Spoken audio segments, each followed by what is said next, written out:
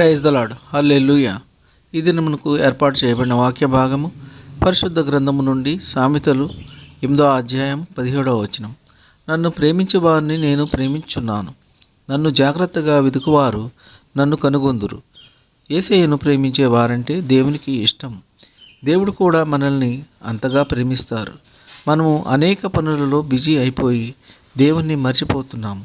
కొంత సమయం అయినా దేవునికి మనము ఇవ్వాలి. మనము దేవునికి కొద్దిగా ప్రేమిస్తే దేవుడు కూడా మనల్ని కొంచెంగానే ప్రేమిస్తారు.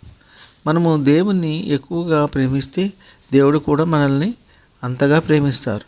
దేవుని దృష్టిలో మనము దేవుని ప్రేమించే వారిగా ఉన్నామా లేదా అని మనము పరీక్షించుకోవాలి. యేసయ్య దేవుడని, ఆయన ఎక్కడ ఉంటారో ఎలా ఉంటారో అని అనుదినము దేవుణ్ణి మనము వెతికేవారిలా ఉండాలి. మరి యేసయ్య సెలవిచ్చినదేమనగా వాక్యమే దేవుడని సెలవిచ్చినారు. అందుచేత మనము అనుదినము బైబిల్ చదవాలి, వాక్యాన్ని ధ్యానించాలి. మరి వాక్యం ద్వారా తెలియజేసినవన్నీ మన నిజ జీవితంలో పాటిస్తే మనలో కూడా ఉంటారు. దేవుడు ఈ కొద్ది మాటలో దీవించును గాక. ఆమెన్. ప్రార్థన. ప్రేమ స్వరూపి అయిన దేవ, నీ ఘనమైన ఉన్నతమైన నామమునకు వేలాది వందనాలు స్తుతులు చెల్లించున్నాం తండ్రి. అయ్యా, మీరు ప్రేమించే వారిలో ఉంటానని సెలవిచ్చి ఉన్నారు తండ్రి. మీకు స్తోత్రములు. అయ్యా, మిమ్మల్ని ఎంతగా ప్రేమిస్తే అంతగా ప్రేమించే దేవుడు తండ్రి.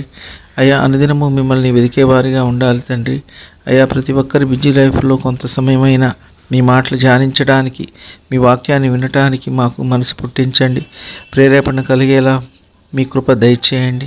ప్రసంగి గంధకర్త అయిన ప్రసంగి తెలియజేసిన రీతిగా వ్యర్థము సమస్తము వ్యర్థమని, సూర్యుని కింద నరులు పడుచుండు పాటలు అన్నీ వ్యర్థమే అని తెలియజేసినారు తండ్రి. వ్యర్థమైన వాటి గురించి ప్రయాసపడు కంటే మీ వాక్యమును ధ్యానించి మిమ్మల్ని స్తుతించుట ఎంతో ధన్యత తండ్రి. అది మాకు ఎంతో మేలు. నిరంతరము మిమ్మల్ని ఆరాధించి స్తుతించి కృప దయచేయమని ప్రభువైన యేసుక్రీస్తు పేరు వేడుకుంటున్నాము తండ్రి. ఆమెన్. మీరు విన్న వాక్యము మీకు ఆశీర్వాదకరంగా ఉన్నట్లయితే లైక్ చేయండి, షేర్ చేయండి, సబ్స్క్రైబ్ చేసుకోండి. God bless you.